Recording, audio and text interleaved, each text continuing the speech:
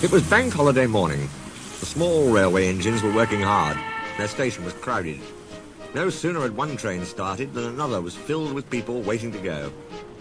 Duck, Oliver, Donald and Douglas were busy too.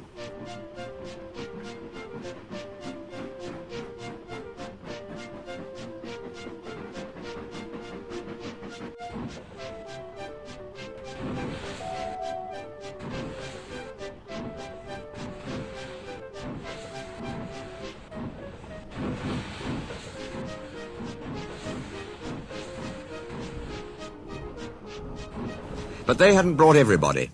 The yard was full of parked cars and coaches. Duck was waiting for his next turn. Alice and Mirabell complained of the heat, so he backed them into the goods shed while he basked outside in the sun. Near him stood a huge red bus. He had never seen it before. The bus watched the passengers happily milling round the small railway. "Stupid nonsense," he grumbled. "Wouldn't have brought him if I'd known. I'd have had a breakdown or something." "I'm glad you didn't," smiled Duck. "You'd have spoilt their fun. Look how they're enjoying themselves." "Pah!" snorted the bus. "Enjoyment's all you engines live for. Taking the petrol from the tanks of us workers.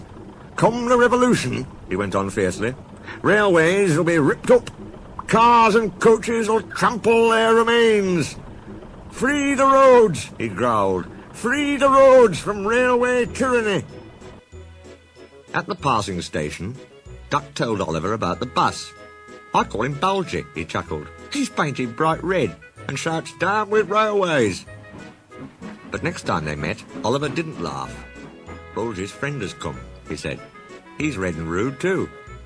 He's taking Bulgy's passengers home so as to leave him free to steal ours." "But he can't," objected Duck. "Ours want to go to the big station." "Bulgy bets he can get there before us." "Rubbish. It's much further by road." Oliver looked anxious. "Yes, but Bulgy says he knows a short cut." That evening, Donald, Oliver and Duck were preparing for the homeward rush. Duck's train was to be first out, but he had few passengers. He was soon to know why.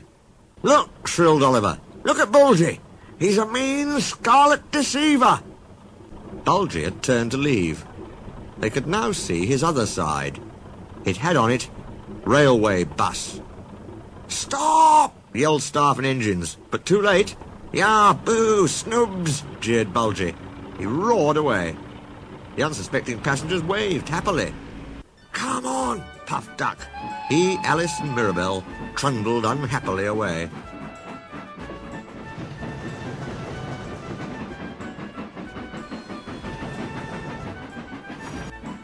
Alice and Mirabell chattered crossly. "The nasty old thief! He's stolen our people!" Duck wondered how to pay Bulgy out. Then, far ahead, a man clambered up the embankment waving a red scarf. "Danger!" he shouted. The line here crosses a narrow road. Duck came as close as he could.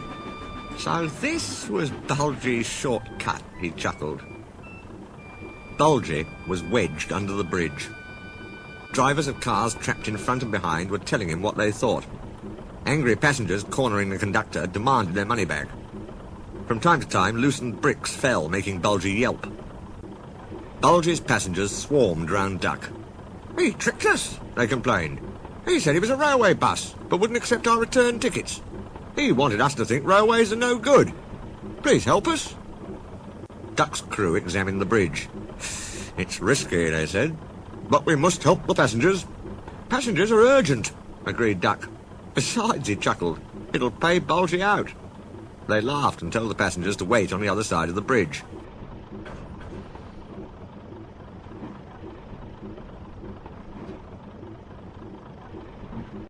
"Stop!" wailed Bulgy. "It might fall on me." "That," said Duck severely, "would serve you right for telling whoppers." Bulgy howled as he felt the bridge quiver, but it didn't collapse.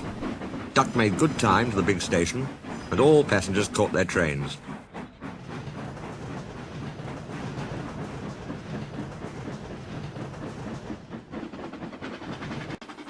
The fat controller arranged a shuttle service on the branch. Passengers changed trains at Bulgy's bridge. Bulgy had to stay till it was mended, but he never learned sense. He told whoppers till no one could believe his destination boards, and no passengers would travel in him. He's a hen house now, in a field beside the railway. If he still tells whoppers, they can do no harm. The hens never listen to them anyway.